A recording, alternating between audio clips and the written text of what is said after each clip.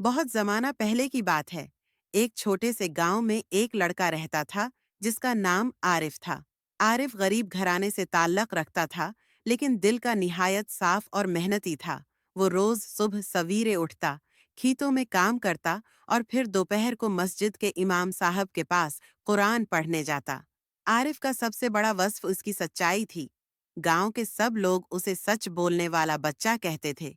अगर कभी कोई चीज रास्ते में गुम मिल जाती तो वो फौरन मालिक को तलाश करता और वापस कर देता।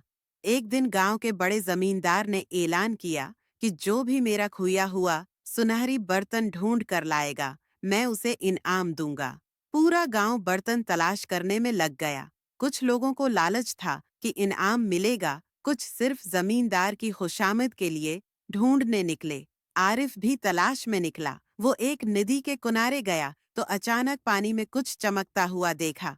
करीब जाकर देखा तो वही सुनहरी बर्तन था। इसके दिल में लम्हा भर के लिए ख्याल आया कि अगर ये बर्तन बेच दूं तो हमारे घर की गुर्बत दूर हो जाएगी। मगर फौरन उसने सिर झटक दिया और कहा, ये मेरा माल नहीं है, इमानत को लौटाना ही असल ईमानदारी है।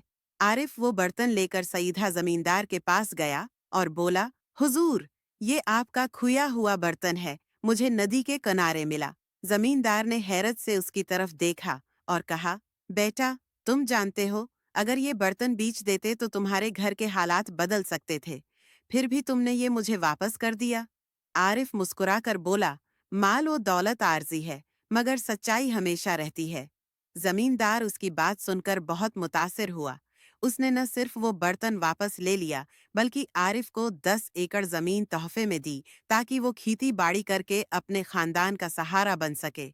इस दिन के बाद पूरे गांव में आरिफ की इज्जत और बढ़ गई। लोग अपने बच्चों को सच्चाई की मिसाल देने के लिए उसका नाम लेते थे। यूं एक गरीब मगर सच बोलने वाला लड़का अपनी ईमानदारी और सच्चाई की बदौलत इज्जत, खुशहाली और कामयाबी